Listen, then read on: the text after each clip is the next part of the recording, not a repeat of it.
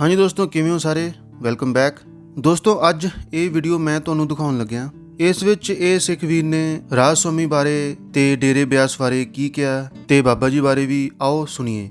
ਤੇ ਮੈਨੂੰ ਇਸ ਵੀਰ ਦਾ ਨਾਮ ਨਹੀਂ ਪਤਾ ਤੇ ਨਾ ਹੀ ਇਹਨਾਂ ਦਾ ਜੋ ਸੋਸ਼ਲ ਮੀਡੀਆ ਹੈਂਡਲ ਹੋਊਗਾ YouTube, Instagram ਜਾਂ Facebook। ਜੇ ਪਤਾ ਹੁੰਦਾ ਤਾਂ ਮੈਂ ਮੈਂਸ਼ਨ ਜ਼ਰੂਰ ਕਰਨਾ ਸੀ। ਇਹ ਵੀਡੀਓ ਮੈਨੂੰ ਕਿਸੇ ਨੇ ਭੇਜੀ ਸੀ, ਮੈਂ ਉਸ ਤੋਂ ਪੁੱਛਿਆ ਸੀ ਤਾਂ ਉਹਨੂੰ ਵੀ ਅੱਗੋਂ ਫਾਰਵਰਡ ਹੋਈ ਸੀ।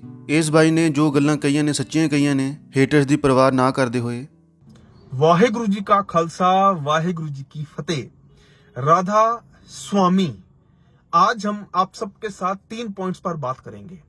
पहला पॉइंट, क्या है राधा स्वामी, क्या है राधा स्वामी का मतलब। दूसरा पॉइंट, क्यों लोग इनको मानते हैं। तीसरा पॉइंट, कि हमें इनसे क्या सीखना चाहिए। हमको गुरु महाराज भी कह गए हैं, हमारे को सभी जो जितने बड़े संत हैं, चाहे वो किसी भी धर्म के, हमेशा यही बात बोलते हैं कि जहां से भी कुछ अच्छा सीखने को मिले हमें सीखना चाहिए। अब मैं आता हूं अपने पहले पॉइंट पर। पहला पॉइंट ये है, क्या है राधा स्वामी, क्या है राधा स्वामी का मतलब। राधा स्वामी, राधा स्वामी, राधा का मतलब है आत्मा, राधा का मतलब है आत्मा, स्वामी का मतलब है परमात्मा, यानी कि इन दोनों का मेल, आत्मा का परमात्मा से मेल करवाने का मतलब है राधा स्वामी। अब मैं एक शॉर्ट चीज में आपको जो है समझा रहा हूं। अगला सेकंड पॉइंट जो है, सेकंड पॉइंट हमारा यह है, क्यों लोग इनको मानते हैं। ये जिनकी आप साथ में फोटो लगी देख रहे हैं, इनका नाम है गुरिंदर सिंह ढिल्लों। लगभग 70 इयर्स इनकी जो है उम्र है। ये राधा स्वामियों के मेन संत हैं, मेन गुरु हैं, मेन जो बाबा जी हैं वो ये हैं, गुरिंदर सिंह ढिल्लों जी। सत्संग होता है इनके डेरे में, और लगभग पूरे वर्ल्ड में हर एक कंट्री में जो है राधा स्वामियों के डेरे हैं।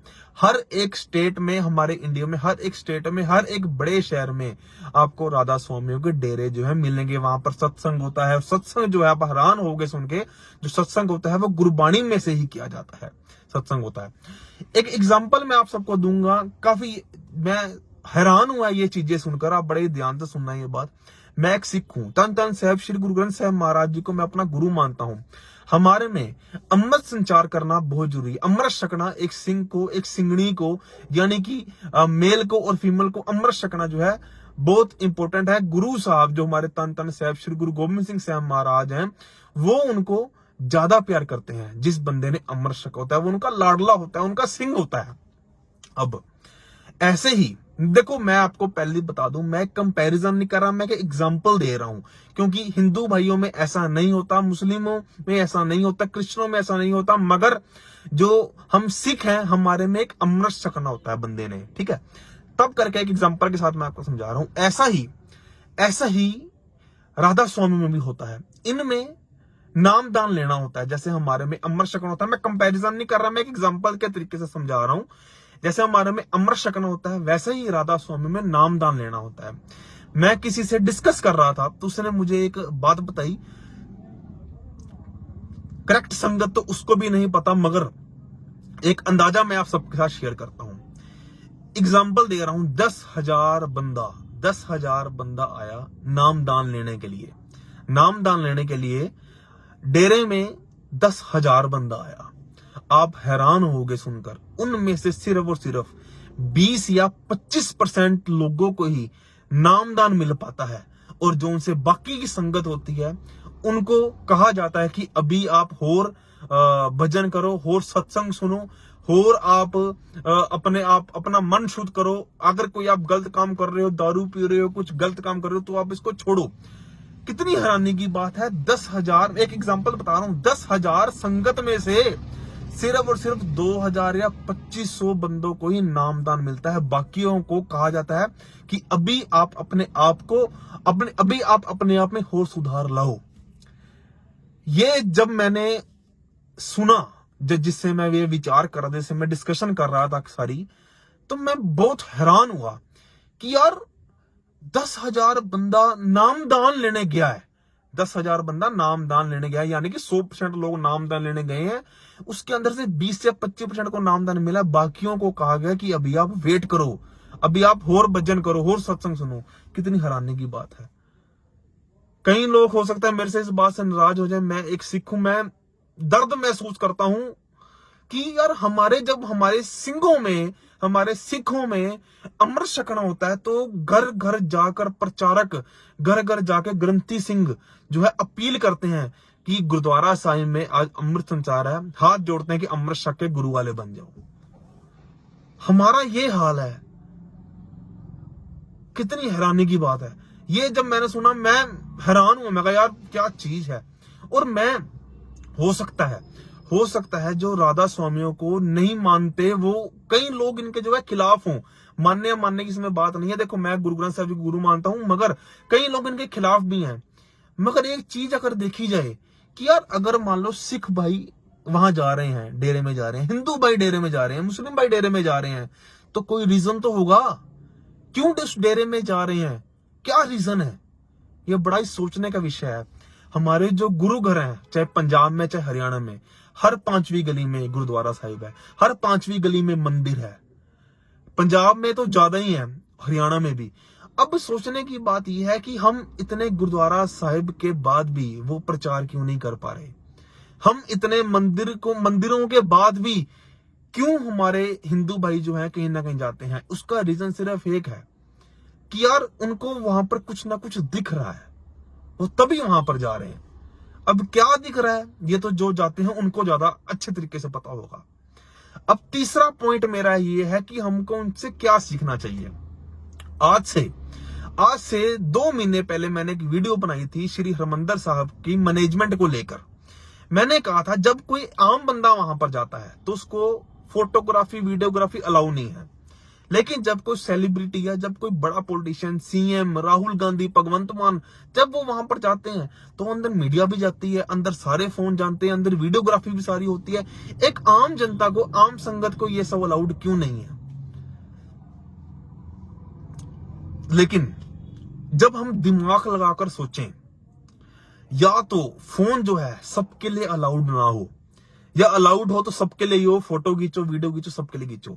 अब ऐसा ही राधा स्वामी में होता है। डेरे के अंदर, किसी भी डेरे के अंदर फोन अलाउड ही नहीं है, स्मार्ट वॉच अलाउड ही नहीं है। क्योंकि उनका मानना यह है कि जब तक हमारे पास कुछ ऐसी चीज होगी जिससे हमारा माइंड डाइवर्ट हो, हमारा सत्संग में ध्यान नहीं लगेगा।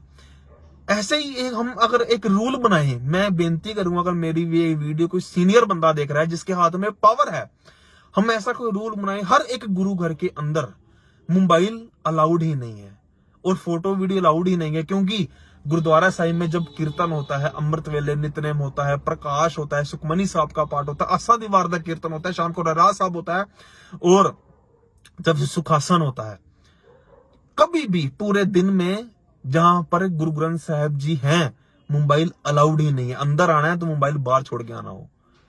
ये काफी मैं दिमाग लगाने के बाद कह रहा हूं, क्योंकि एक हमारा जो माइंड है डिस्ट्रैक्ट हो जाता है एक चीज से। ये सच है। जब हम मान लो कीर्तन सुन रहे हो या हम कहीं हम एक भक्ति में लीन हो रहा हो बंदा, मान लो उसका मोबाइल एकदम ध्यान जाएगा, सारा उसका जो है उस टाइम काम खराब हो जाएगा। एक ये चीज मुझे बहुत अच्छी लगी। और अगली चीज, ना कोई फालतू इंटरव्यू है, ना कोई ज्यादा यूट्यूब पर चैनल है, ना कोई ज्यादा लाइव प्रचार है, फिर भी संगत जुड़ रही है राधा स्वामी के साथ, और फिर भी हमारे साथ संगत कट रही है। चाहे वो हिंदू भाई इसमें हो, हिंदुओं के साथ हो, चाहे वो गुरु घर वाले बंदे हो, हम सिख हो। क्या हमारे में कहीं ना कहीं कमी आ रही। आज हमारी कौम को सोचना होगा, हिंदू धर्म को सोचना होगा, सिख धर्म को सोचना होगा। मैं उनको गलत नहीं कह रहा, मैं उनसे सीखा हूं, तब जाकर मैं ये वीडियो बना रहा हूं कि हाँ यार ऐसा सब जो है कहीं ना कहीं हमारे में भी रूल रेगुलेशन जो है होनी चाहिए। आप देखो किसी भी डेरे में जाकर देखो, आप देखो साफ सफाई किस हिसाब से साफ सफाई है।